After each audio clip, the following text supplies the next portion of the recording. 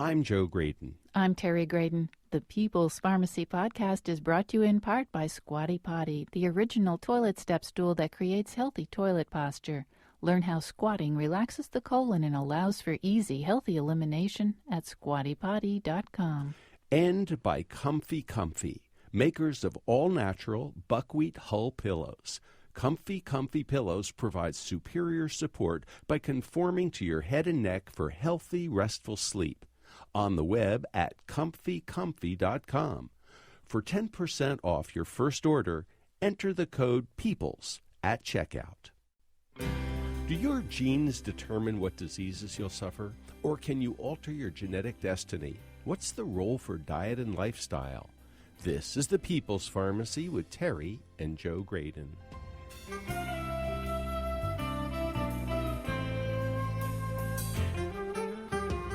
The late Dr. Mitchell Gaynor was an integrative oncologist. He said it's possible to take control of our genetic destiny with diet and lifestyle. What foods should we eat, and what supplements can be helpful in reducing the risk of cancer, diabetes, or heart disease? The field of epigenetics has proven that it's possible to affect gene expression not only through diet and exercise, but even through activities like meditation. Coming up on the People's Pharmacy, Dr. Mitchell Gaynor and his gene therapy plan. First, this news. In the People's Pharmacy Health Headlines, the American Cancer Society has just changed its guidelines on mammograms. Women without a family history or genetic predisposition to develop breast cancer are now being told to start getting annual mammograms at age 45, instead of the previously recommended age 40. The ACS also suggests that such women switch to getting mammograms every other year once they reach the age of 55. These guidelines, published in JAMA, appear to offer some clarity. Other groups don't agree, however. The U.S. Preventive Services Task Force has not changed its recommendation from 2009 that women start having screening mammograms every other year, starting at age 50. To make things even more confusing, the American College of Radiology and the Society of Breast Imaging still recommend that women begin annual screening mammograms at age 40. Not surprisingly, such conflicting advice leads to confusion. The consequence of these differing approaches is that women and their doctors will need to talk about when a woman should start and how often she should seek a mammogram. In addition to the guidelines, JAMA has published an article on the benefits and harms of breast cancer screening and an editorial on mammography. Many women do not realize that there could be harms associated with mammography, as false positive findings can lead to biopsy and complications, not to mention anxiety. The new guidelines are intended to reduce the burden of overdiagnosis. A pilot study with 12 patients suffering from severe Parkinson's disease offers surprising hope for reversing this hard-to-treat condition. Patients received low doses of a powerful new anti-cancer immunotherapy called nilotinib. The brand name is Tasigna. This medication was first approved in the U.S. in 2007 to treat complicated cases of chronic myelogenous leukemia. In the preliminary study of Parkinson's patients with dementia, the 11 who completed the trial improved their ability to move. They also demonstrated cognitive gains. 3 patients who had lost the ability to speak began talking again. These benefits did not persist once the drug was discontinued. Nevertheless, the advances are so striking that researchers are excited that this could represent a breakthrough. One concern is the high price of Tasigna. Treatment of leukemia patients costs thousands of dollars a month. If the drug lives up to early expectations, providing it for 500,000 Parkinson's disease patients could have a significant impact on Medicare, Medicaid, and insurance companies. Flu season is right around the corner. Most people are encouraged to get a flu shot to reduce their likelihood of developing influenza. But last year, the experts guessed wrong, and the vaccine didn't do a good job of protecting people. Public health officials hope that this year the flu shot will do better, but we won't know for months if that's true. What about antiviral influenza medicine such as Rapivab, Relenza, or Tamiflu? According to an analysis of previous studies, the data supporting such drugs leave a lot to be desired. Nevertheless, the experts writing in JAMA Internal Medicine conclude that when influenza is circulating in the community, early treatment with such neuraminidase inhibitors makes sense, especially for people at high risk. Pregnant women, people with suppressed immune systems, the elderly, and the very young should be given such medicine even if a rapid flu test comes up negative. Such diagnostic tests are not as accurate as one might hope. Previous research suggested that high levels of vitamin D would protect people against colorectal cancer. A new study, including more than 2,000 people, found that supplements of vitamin D and calcium, either alone or together, did not reduce the chance of a recurrence of colorectal adenoma, a growth that may progress to a tumor. The participants were randomly assigned to get 1,000 international units of vitamin D or 1,200 milligrams of calcium daily, both nutrients or 2 placebo medications. They had a follow-up colonoscopy 3 to 5 years after starting the study. The investigators were disappointed to discover that the supplements made no noticeable difference in the risk of adenoma. And that's the health news from the People's Pharmacy this week.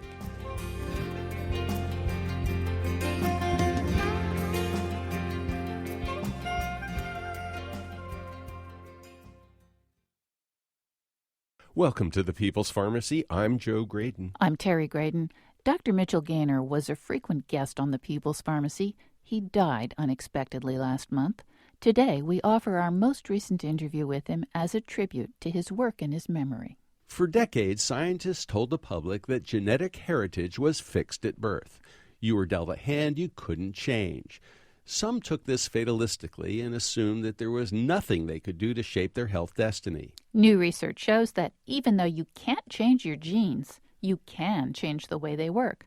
The field of epigenetics has blossomed, and it's showing us how our lifestyle can indeed alter gene expression and health. To find out more, we turn to Dr. Mitchell Gaynor, author of The Gene Therapy Plan, Taking Control of Your Genetic Destiny Through Diet and Lifestyle. He's founder and president of Gaynor Integrative Oncology.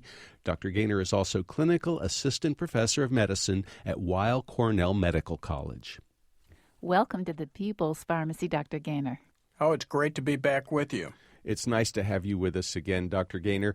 You know, our listeners are familiar with you because of your meditation, your healing sounds, the kinds of things that you have done over the years to help people deal with stress and learn how to relax. But I don't think most of our listeners know that you are an oncologist by training, a traditional oncologist, but you have gone a step beyond that. You are also an integrative oncologist. Can you tell us what that means? Yes, integrative oncology really takes the whole patient into focus. And so when a patient comes to see me that already has cancer, I do the same thing that would be done at any academic medical center. I happen to be affiliated with Cornell, but, a whole history, look at the MRIs, the pathology, outline treatment plan, the new treatments for cancer. I've never been more optimistic about. They're really groundbreaking in terms of harnessing the immune system, being able to do molecular profiling of patients' tumors, things that, we just never could have dreamt of. But I also do a whole nutritional evaluation of patients, a whole set of blood tests looking at inflammation, tumor growth factors, the immune system, and really look at the underlying causes of cancer. And then I also review stress reduction, meditation, music therapy, which also has been found, it's a new field called behavioral epigenetics, to activate numerous tumor suppressor genes. So, really integrative oncology is not just looking at the symptoms. It's not just looking at trying to get rid of all the cancer, which happens to not be possible. It really is looking at trying to make cancer cells back to being dormant.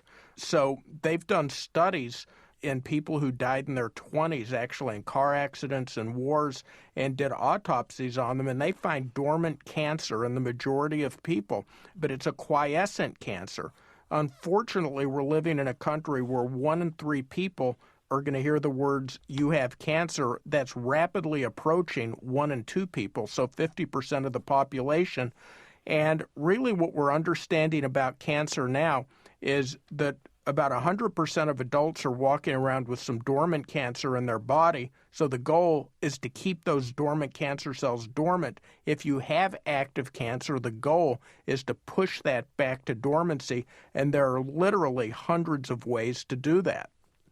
Dr. Gaynor, you used some big words in this discussion.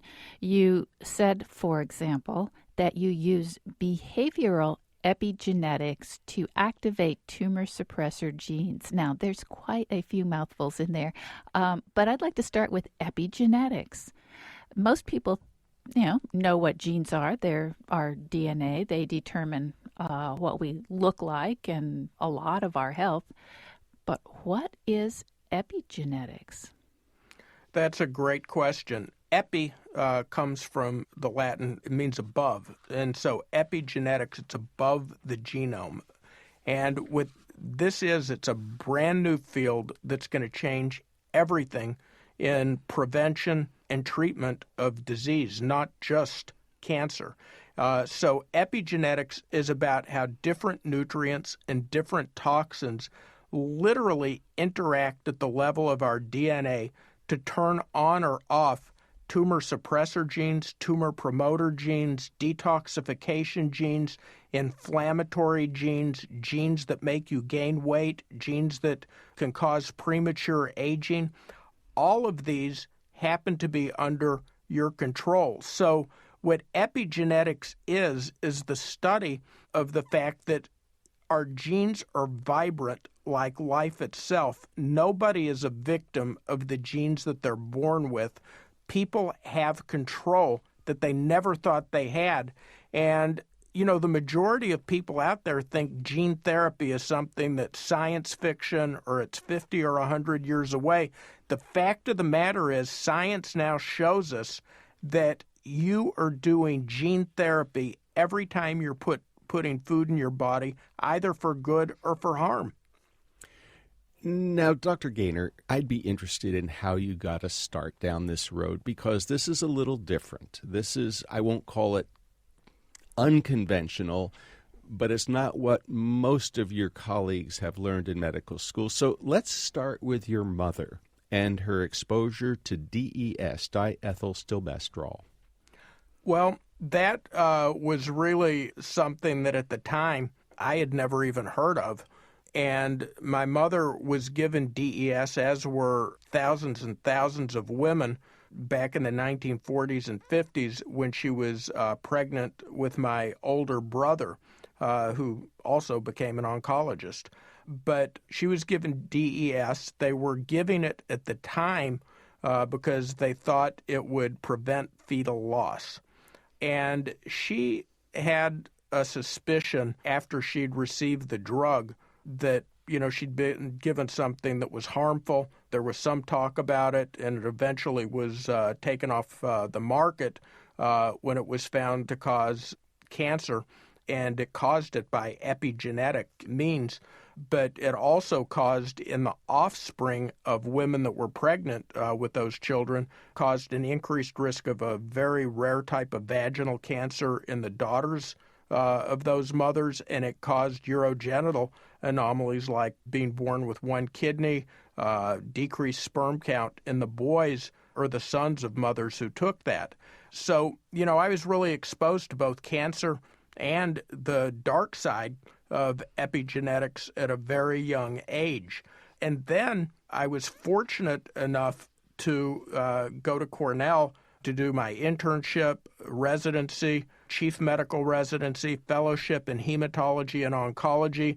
And as part of that fellowship, right next door, I was very lucky to study molecular biology and gene expression at Rockefeller University. And that was when nutritional epigenetics was just being born. And I was really flabbergasted to see how powerful different nutrients could turn on and off genes that could lead to cancer, could turn on and off genes that could profoundly affect your immune function.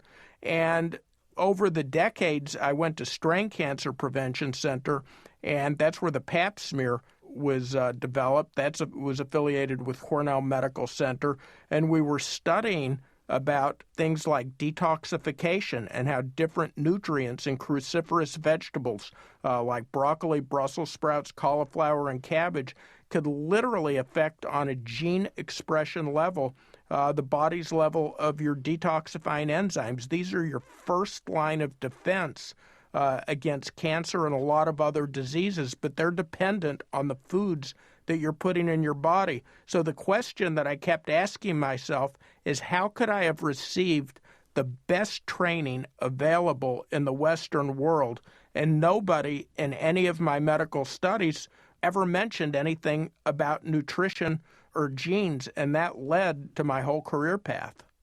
Well, as a matter of fact, Dr. Gaynor, as you were speaking, I was thinking he's talking about nutrition, he's talking about nutritional epigenetics, and I'm pretty sure that at least until recently, and maybe even still, nutrition is not one of the basic subjects that's taught in medical school. It might be an elective, maybe, in some places. Am I wrong? No, you're not wrong, unfortunately. And, that is, sort of how modern medicine has evolved. It's become a symptom and Band-Aid approach. So stomach ulcers are not due to antacid deficiencies. Headaches are not due to painkiller deficiencies. And it's very important, the way that I describe this, and, integrative medicine is really evolving into what I call ecogenetic medicine. And I like the term ecogenetic better than epigenetic because eco encompasses both the toxins that many people are putting into their bodies, as well as the good nutrients they're putting into their bodies as well. So, there are competing forces at work on our DNA gene expression. But really, if we don't teach medical students about nutrition and really the power of going to the very source, what makes us what we are in terms of our health, it's our DNA and our genes, the most important part. And we can influence that. And if we ignore that, it's like trying to fix a leaky roof by drilling a deeper and deeper hole in your floor. That's never going to solve the problem. Yet that's what, the symptom Band-Aid approach to medicine does. You're just always trying to dig a deeper hole instead of going and fixing the roof. By the same token, you have to go to the source of where the problem lies, which is in our DNA and gene expression, which all of us have control over. You're listening to Dr. Mitchell Gaynor. His book, The Gene Therapy Plan, Taking Control of Your Genetic Destiny Through Diet and Lifestyle. The website is gaynorwellness.com. We need to take a short break. When we come back, we'll talk about the importance of family medical history and whether it sets our destiny. How much cancer is genetic and how much is environmental? We'll hear a prostate cancer success story and find out how to lower inflammation.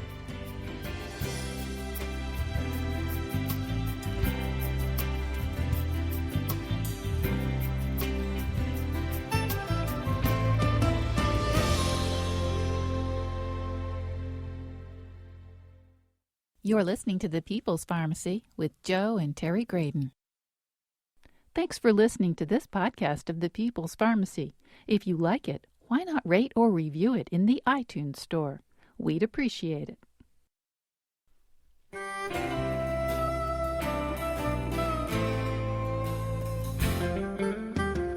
Welcome back to The People's Pharmacy. I'm Terry Graydon. And I'm Joe Graydon. The People's Pharmacy is made possible in part by Red X Industries, makers of utterly smooth creams and lotions that deeply moisturize to make dry skin feel soft and smooth. The number's 800-345-7339. Online at uttercream.com. And by Squatty Potty Toilet Step Stools, creating healthy toilet posture for fast, easy elimination. More information about how toilet posture affects your health at squattypotty.com. If you'd like to order a CD of this show, you can call 800-732-2334. Today's show, number 990. You can also visit our website, peoplespharmacy.com. Today on the People's Pharmacy, we're talking about the impact of diet and lifestyle on gene expression. Our guest is Dr. Mitchell Gaynor. He's author of the Gene Therapy Plan, Taking Control of Your Genetic Destiny Through Diet and Lifestyle. He's founder and president of Gaynor Wellness. Dr. Gaynor is also clinical assistant professor of medicine at Weill Cornell Medical College. Dr. Gaynor, when you first go to your family physician, you're going to be asked about your family history. You know, what did mom die of? What did dad have? Diabetes, high blood pressure, high cholesterol? Did somebody die from diabetes? You know, that's perceived as so critical, and it's important. But the implications are, and I think a lot of patients believe that our susceptibility to chronic diseases, cancer, diabetes, heart disease, it's in our genes. And there's not much they can do about it except maybe take a statin to lower their cholesterol or take a diabetes drug to lower their blood sugar. You're suggesting that there's a lot we can do to influence whether we come down with a particular chronic disease or when we get it, to perhaps reverse it. Can you explain, please? Yes, I started my career, noticing in medical oncology, we're doing a lot of people with high risks of cancer, including, certain mutations like the BRCA mutation that make people have a higher risk of breast or ovarian cancer. There's mutations that cause higher risk of colon cancer. But those make up such a small percentage of the total number of cancers. A hereditary cancer makes up less than 10% of all the cancer that's diagnosed. That means 90 to 92% of the cancer is related to environmental causes. So the way that I describe it is, your DNA is the gun, but it's the environment and diet that pulls the trigger. And so the gene expression of so many different things can be changed, and I started noticing all these commonalities with cancer, with diabetes, with being overweight, with heart disease, and with premature aging. There were all a number of commonalities that had to do with detoxification, whose gene expression can be controlled, inflammation, absolutely huge, because in the same inflammatory mediators that turn on tumor promoter genes also make you insulin resistant. They make you leptin resistant. What that means is your body makes the insulin, but it doesn't work well, so it has to make more insulin, which makes your sugar drop, and then you're hungry all the time. When you become leptin resistant, leptin is produced by fat cells, and that's called the hunger hormone because it makes you feel full. But when you're resistant to it, you're hungry all the time. And then there's another hormone called adiponectin, and that has to do with fat cell growth. So the more fat cells you have, the harder it is and the more inflammation you're going to have in your body. So these things promote aging, they promote forgetfulness, they promote wrinkled skin, degenerative diseases like cataracts and macular degeneration, and cancer. So, the key to taking a family history is to say, okay, I'm predisposed to this. Maybe I received genes for, being predisposed to diabetes or being overweight or developing cancer, but the expression of those genes can be changed throughout a person's life depending on what they're putting in their body. Dr. Gaynor, In the gene therapy plan, you offer some gene therapy success stories, and I want to ask you about one in particular.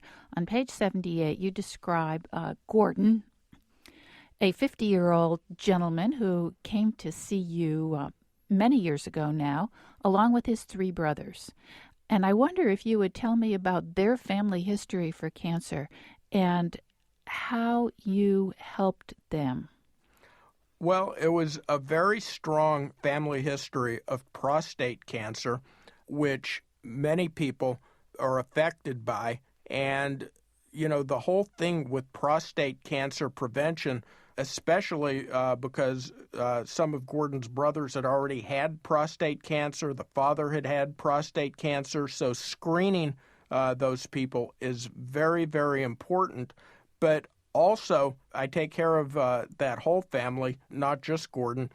And the issue is you want to do things that are going to lower certain inflammatory markers and turn on tumor suppressor genes. So one thing that I did with him was start him on a drug that originally came from an herb, and that drug is called metformin. I happen to take that myself just preventatively. But metformin came from the French lilac. It was introduced in 1955 in Europe. Its patent expired in the U.S. In 1971, which is why most people don't know about it. But that turns on a tumor suppressor gene that is at the top of a cascade of genes that suppress tumors, and that gene's called AMPK. So that's very important. It also does something by making you more sensitive to insulin. Something a lot of people don't realize, every time you're eating a high glycemic index food like white sugar, a package of donuts from a vending machine or a soda, your pancreas has to make a lot of insulin. Concurrent with that, your liver is making something called IGF, or insulin-like growth factor, and that's one of the strongest tumor promoters for prostate cancer. So the metformin also is making you more sensitive to insulin and lowering insulin-like growth factor. Well, that sounds like a good idea, but wouldn't it be better to stay away from the donuts? You can do both. You definitely should stay away from the donuts, and I talk a lot, about food swaps that I had him make. So some of the food swaps, let's say if you're hungry in the afternoon and you want to go get those donuts, apples or a fruit is much better choice. Also, instead of the soda, it's much better to go with lime or lemon flavored water, green tea or black tea. Those are loaded with phenols and polyphenols that both decrease inflammation, make you more sensitive to insulin. Another snack I like that a lot of people haven't heard of are cocoa nibs, and those are the raw cocoa beans where chocolate comes from. And they don't have all the oils and added sugar that a lot of processed chocolate does, but they're a great snack. They're loaded with flavonols that help induce apoptosis in cancer cells. Then you want to increase... Apoptosis. What are you talking about? Great question. Apoptosis is normal cell death. So when a prostate cancer cell or any cell in your body, the lining of your colon, the lining of your lung, your stomach, uterus, when they get old, they die normally. They make room for new cells. Cancer cells just keep dividing and dividing when they become active. They become immortal almost. And so you can restore the ability to die normally, or apoptosis, to cancer cells once they become active. And you want to keep putting nutrients in your body that are what we call pro-apoptotic. In other words, they help induce apoptosis. That keeps cancer cells dormant. It also does something else very important.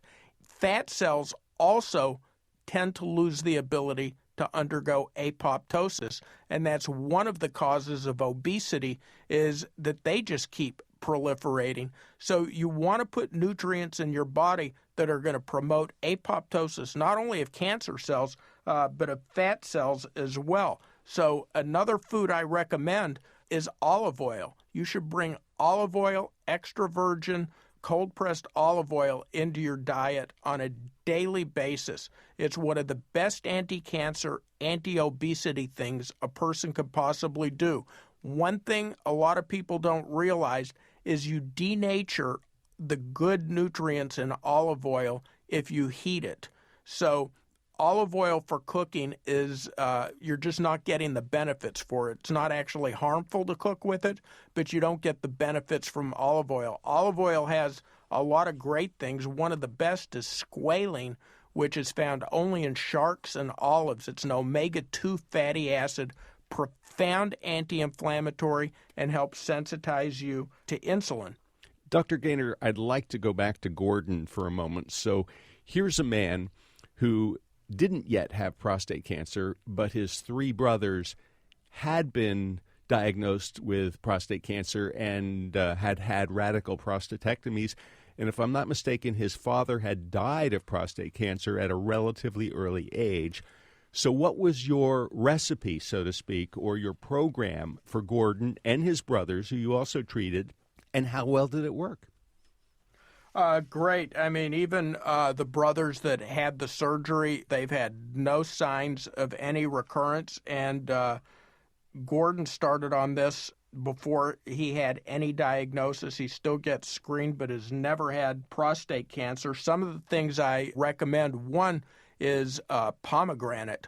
Pomegranate is great. Now, some people don't have access to pomegranates. You can take pomegranate in supplement or in powder form.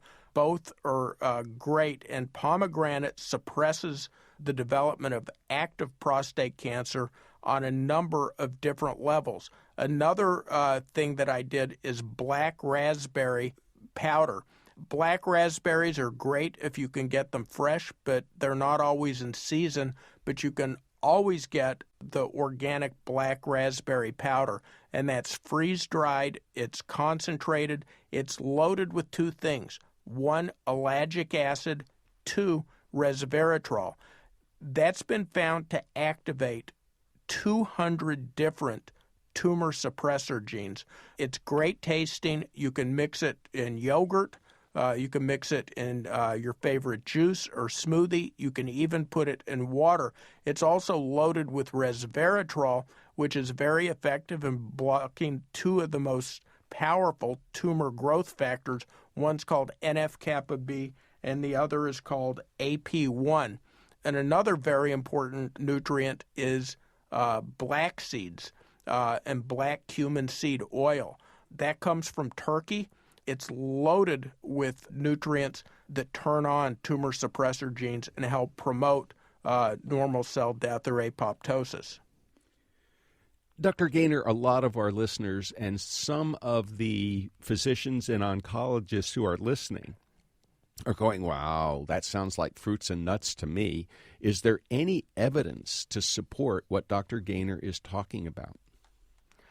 Yes, if you look in the book, there are literally hundreds and hundreds of scientific references to every food that I mention. And, you know, if you take turmeric, for instance, which is another thing that I recommended, turmeric, there are literally hundreds of papers in showing how turmeric can lower the risk of cancer and help induce regression of cancer of a number of different types. In fact, there's one paper I give to patients entitled, How Can Curry Kill Cancer? How many ways can curry kill cancer? It's about 25 different ways, and the molecular pathways to this have been worked out in detail. So there is extensive scientific data that I present in the book for all of this. Now, of course, it's probably the curcuminoids in the turmeric that are doing the job, but curry is more than just turmeric. It's got ginger and all kinds of other spices in it. Are any of them helpful?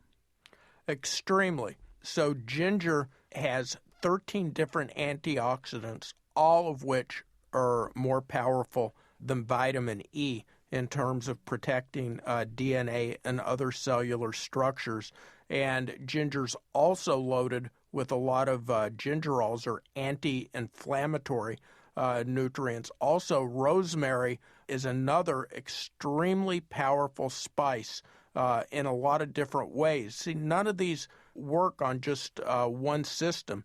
So if you take rosemary, rosemary's loaded with one particular nutrient called carnosol. That's been found to protect against lung damage from cigarette smoke and other airborne toxins, again on a genetic level. And it's also been found to induce the body's production of detoxifying enzymes. And this isn't just theoretical. There was a study that came out of Johns Hopkins several years ago that compared women with and without breast cancer. And they looked at one particular detoxifying gene called GST. They found women with the lowest level of that detoxifying enzyme had a 4-fold increased risk of developing breast cancer. And so we're seeing an epidemic now of non-smoking related lung cancer, largely related to pollution, but it's also largely related to the fact that people are not detoxifying adequately the carcinogens that we're all unfortunately exposed to. None of us are living on the planet that our grandparents lived on. And so maybe they could live to be to a ripe old age eating, 2 or 3 servings of fruits and vegetables every day. We don't have that luxury. We're exposed to pesticide residues, herbicide residues, heavy metals, airborne toxins, extensive amounts of things in fast foods like white sugar, white flour, heat-damaged oils. So you have to take steps to literally reverse and protect yourself. And, that's why I talk in the book why juicing is so important. And it's really not hard to juice. I have a lot of juicing recipes that I recommend to my patients regularly, and that's a good way of getting 6, 7 servings of fruits and vegetables, which I recommend. And also there are certain supplements that I recommend that you just can't get either at all or enough of in a Western diet, no matter how well you're eating. You're listening to Dr. Mitchell Gaynor, integrative oncologist and author of The Gene Therapy Plan, taking control of your genetic destiny with diet and lifestyle. His website is gaynorwellness.com. That's spelled Gaynor. Dr. Gaynor is a clinical assistant professor of medicine at Weill Cornell Medical College in New York City. After the break, we'll find out about polluted environments and how we can detoxify our bodies. What foods can help us overcome the toxins we've been exposed to? We'll also talk about treating cancer. How does Dr. Gaynor approach it? Find out why vitamin D is so crucial to good health and how much we might need to avoid cancer or a recurrence. We'll also learn about stress reduction and how it affects gene expression.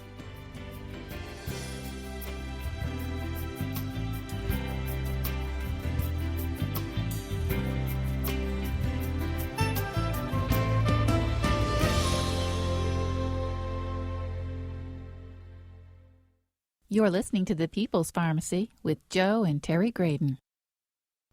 If you value the health information you get when you listen to The People's Pharmacy, consider subscribing to our email newsletter.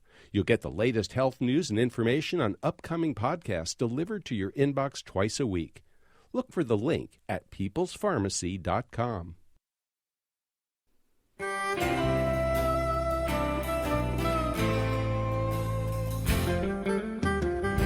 Welcome back to the People's Pharmacy. I'm Joe Graydon. And I'm Terry Graydon. The People's Pharmacy is brought to you in part by Squatty Potty Toilet Step Stools, creating healthy toilet posture for fast, easy elimination. More information about how toilet posture affects your health at squattypotty.com. And by Redx Industries, makers of utterly smooth foot cream with shea butter, helping dry, cracked feet feel soft and smooth. The number's 800-345-7339, online at uttercream.com. If you would like to order a CD of today's show or any other People's Pharmacy broadcast, you can call 800-732-3700. 2334. Today's show is number 990. That number again, 800-732-2334. Or you can place the order online at peoplespharmacy.com. Today our topic is how we can change our genetic destiny. Our guest is Dr. Mitchell Gaynor. He's an integrative oncologist and serves as clinical assistant professor of medicine at Weill Cornell Medical College. His new book is The Gene Therapy Plan, Taking Control of Your Genetic Destiny with Diet and Lifestyle.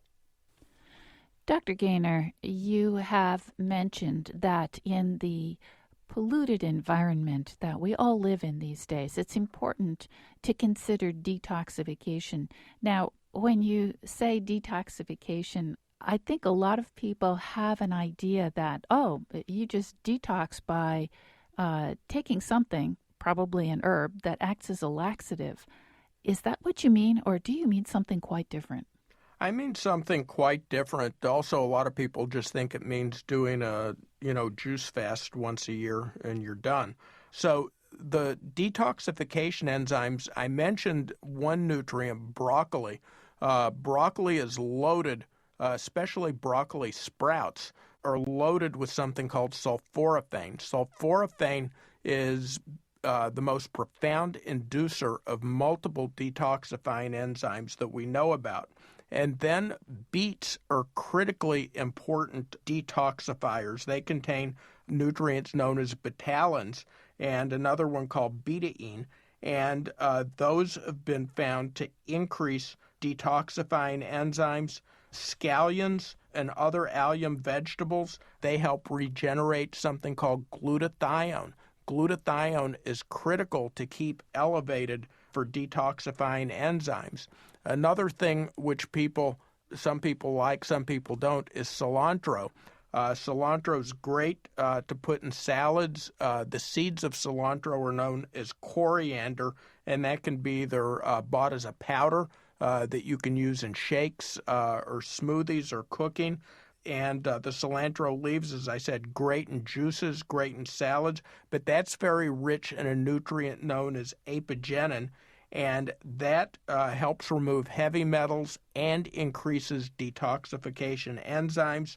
And something people should also keep in mind that they don't think of when they think about detox much is avocado. Avocado is very, very rich in healthy monounsaturated fats, and it's been found associated with weight loss and weight management because it improves insulin sensitivity. But it's also loaded with fiber. It helps bind toxins in the gut so that they're not absorbed, and that is a good all-round nutrient. So if you think about those foods, detox is very well taken care of. Well, when you talk about scallions and avocados and cilantro, I'm thinking guacamole because that's what my guacamole recipe has in it. But I do want to reassure listeners that if they're a little unfamiliar with some of these foods and how to prepare them, you've got wonderful recipes in the Gene Therapy Plan. That is just terrific. And I also wanted to say that some of these plant foods may have multiple benefits. For example, on the People's Pharmacy, we frequently talk about beets and the fact that beets can get the cells that line the blood vessels to make nitric oxide, which helps them relax, and that lowers your blood pressure. By the way, those cocoa nibs will do the same thing. That's exactly right. So they do have multiple effects. And that's why I find it frustrating sometimes. Patients will come in and their oncologist will tell them, well, don't eat any antioxidants when you're on chemotherapy. Anything that comes out of the ground, any fruit, any vegetable, tea, coffee, has antioxidants that also support your immune system, support detoxification, help cancer cells die. So they say, what do I eat? And about the only thing that doesn't have antioxidants in it are distilled water and pepperoni. Well, and we're not going to recommend just pepperoni. Dr. Gaynor, you mentioned oncologists. You are one. So your colleagues frequently, when they complete a round of therapy for a cancer patient, maybe it's surgery, it may be follow-up chemotherapy or radiation, rarely do they mention nutrients, dietary supplements, or even the foods that you have just mentioned. I mean, it's usually, well, we finished the protocol, go home, don't worry, come back in 6 months, we'll do a scan, we'll do a blood test, we'll see how you're doing. It's a very different approach. Yes, and that's why I think ecogenetic medicine is really the new medicine. It's the medicine of the future because it does take into account the most fundamental part of health, which is gene expression. So even if I tell people it's so important to measure certain things, you should know your 25-hydroxy vitamin D level. That's a metabolite of vitamin D3, which many people are deficient in. D3 is important in so many body functions. It's very important for your brain, for your neurotransmitters. It's important in insulin sensitivity. It's important for bone health. And most of the tumor suppressor genes are dependent upon vitamin D3. In fact, a study was recently published in women that were diagnosed with breast cancer. Those that had the lowest levels of a D3 metabolite in their blood had a 90% increased incidence of having a recurrence. Similar studies have been done in colon cancer and in prostate cancer. D3 is so absolutely critical. It should just be part of any routine blood test, but it has to be the right type of D that you're measuring, so it has to be the 25-hydroxy vitamin D. We're going to talk in a moment about other health conditions besides cancer, but I would like you to describe a case of a woman who had been diagnosed with melanoma. It had started on her heel and had spread. And by the time you saw her, basically, she had been directed to hospice. I mean, she was, get her affairs in order. The end is close. What did you do, and what was the outcome? Well, that was 3 years ago, and she has been doing quite well. We basically used a combined approach, and that included what we call metronomic or low-dose chemotherapy. That is really the future of how chemotherapy is going to be given, because higher doses of chemotherapy, which are necessary sometimes, but they tend to select out, one, for tumor-resistant stem cells, and two, they can have the effect of just lysing the cancer cell, causing it to break apart, which releases all these what we call cytokines inside the cell that promote inflammation in the body, which promotes cancer. And metronomic chemotherapy is given in much smaller doses but more frequently. That promotes decreased what we call abnormal angiogenesis. That's the formation of new blood vessels around cancer cells. It can't spread if it can't make new blood vessels. And this abnormal angiogenesis also happens to be seen in people who are overweight. New fat cells also need angiogenesis and abnormal new blood vessels in order to make new fat cells. So again, there's that crossover, but also we used things for the immune system. Interleukin-2 was one of them, and we used many different supplements, one being magnolia. It's the bark of the magnolia tree, and that contains two profound anti-cancer nutrients. One is called honochiol, the other is called manganol, and those induce apoptosis of cancer cells. And now they're just being released a number of really great, much less toxic drugs that have ever been released, and they're called immune checkpoint inhibitors, and those actually allow the immune system to do what it was supposed to do, because cancer cells can release something that inactivates the immune system, and these drugs actually block that from happening. So it's a really great combination, and I think we're going to see a revolution in oncology over the next 24 months. Dr. Gaynor, I recognize that you are an oncologist, and therefore You are most interested and most knowledgeable about cancer, but can this approach be helpful, this gene therapy plan? Can it be helpful for other chronic conditions? Yes, in fact, I have chapters in there because there is so much crossover. I have a chapter on aging, heart disease, obesity, and diabetes, and there are great nutrients that affect gene expression for all of these. So, when you're talking about people having trouble with their weight, I have so many patients that have tried one diet or another. Maybe it worked for a while and then they rebounded, or maybe it didn't work at all.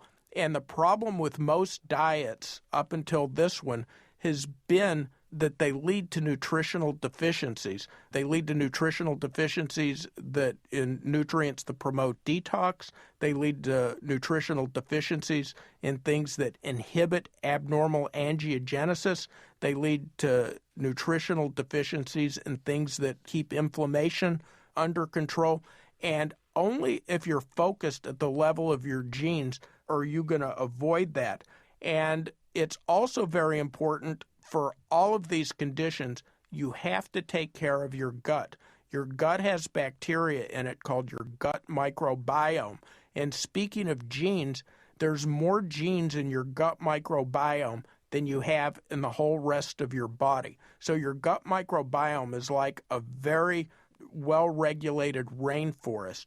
You have to nourish it. You have to keep the right bacteria there. The consequence of not doing that is inflammation, leaky gut, poor absorption of nutrients.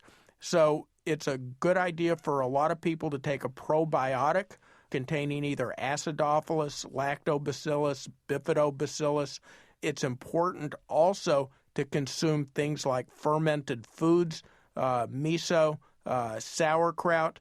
It's also good to consume organic Greek yogurt, especially with added kefir cultures. And it's also important to put prebiotic nutrients into your diet. Prebiotics are nutrition for the good bacteria in your gut. So every time you drink a soda, for instance, you're taking in phosphoric acid.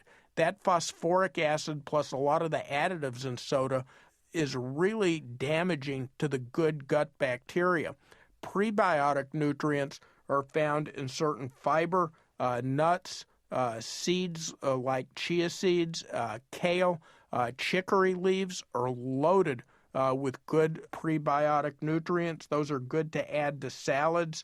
Coconut milk powder, those types of things are critically important to managing the gut bacteria, because when you get a dysbiosis or the wrong bacteria, it releases inflammatory mediators throughout your body. It makes you insulin resistant, leptin resistant, and turns on tumor promoter genes.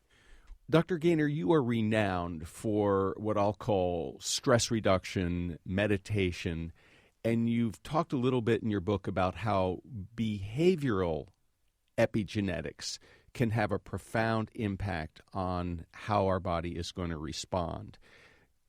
Can you tell us a little bit about the importance of meditation and other stress reduction techniques on our epigenome? And finally, what is the message you're trying to communicate in the gene therapy plan? Well, stress reduction is absolutely key. I often tell people that the foundation of good health is to have inner peace. And, this has really been documented in numerous studies. Stress, depression, pessimism, all of these things lower the very parts of your immune system that are responsible for keeping cancer at bay and a number of other diseases at bay. And it affects literally, there's studies that have been done called heat maps, which show that during meditation, you turn on literally hundreds of beneficial genes for overall health. And it doesn't really matter what type of meditation you're doing. I work with patients with yoga. I work with them with yoga breathing. That's called pranayama. I work with them with sound therapy, and that involves listening to music, or chanting. Also, just being in nature is tremendously relaxing. In a forest, on a beach, listening to nature sounds. In fact, when you walk into my office, I have speakers at ground level that have sounds that we've recorded in forests and streams, and then from above, I have certain music that involves chanting and instrumental music that induces what are called alpha waves and delta waves in the brain. And, these are the types of things that are important, and there's so many scientific studies showing that the very neurotransmitters in your brain, there are receptors for those in your gut, there's receptors for those on your heart, and there's receptors for those on your lymphocytes. So you really are what you think and what you feel emotionally. And that really comes down to the whole message of my book. You're not the victim of the genes that you're born with. Like life itself, your genes are vibrant and they can be changed throughout your life. And this change is fully under your control if you have the right information. Dr. Mitchell Gaynor, thank you so much for talking with us on the People's Pharmacy today. Oh, it's great to be with you.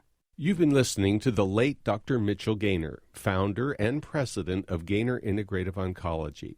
He was a clinical assistant professor of medicine at Weill Cornell Medical College and the author of the Gene Therapy Plan, taking control of your genetic destiny with diet and lifestyle. Dr. Gaynor died unexpectedly last month, and we're offering this show as a tribute to his memory. Lynn Siegel produced today's show. Al Wodarski engineers the program. Dave Graydon edits our interviews. The People's Pharmacy is produced at the studios of North Carolina Public Radio, WUNC. The People's Pharmacy theme music is by B.J. Liederman. The People's Pharmacy is made possible by Red X Industries, makers of Utterly Smooth Extra Care 20 Cream, with 20% urea for extra skin protection. The number's 800-345-7339, online at uttercream.com. If you would like to order a CD of today's show or any other People's Pharmacy broadcast, you can call 800-732-2334. Today's show is number 990. The number again, 800-732-2334, or find it online at peoplespharmacy.com. When you visit our site, you can check out prescription drugs, herbal medicines, and home remedies. You can share your own experience and thoughts on today's show. Don't miss the listen and read offer of the CD of this show together with Dr. Gaynor's book, The Gene Therapy Plan, so you can get all of the details on what to eat and what supplements to take. In Durham, North Carolina, I'm Joe Graydon. And I'm Terry Graydon. Thank you for listening. Please join us again next week.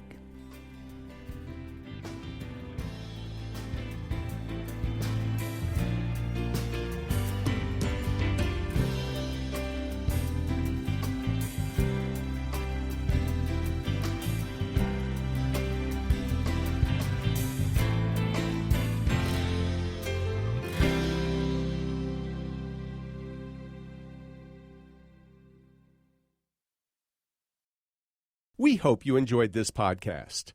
If so, please consider taking a minute to write a review on iTunes. And thanks for listening to The People's Pharmacy. This is an ad by BetterHelp.